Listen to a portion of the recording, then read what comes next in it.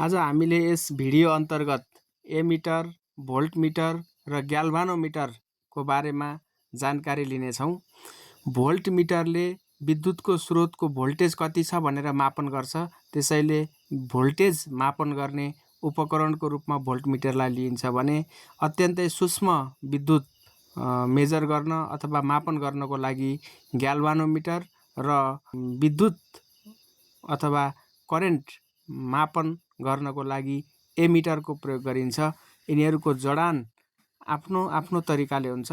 हामीले यहाँ ग्याल्भानोमिटरमा एउटा सकिएको ब्याट्रीबाट यसमा कतिको करेन्ट छ भनेर एमिटर र ग्याल्भानोमिटरबाट हेरेका छौँ। एमिटरले केही देखाउँदैन, ग्याल्भानोमिटरले यसको करेन्ट थोरै करेन्ट पनि देखाएको छ।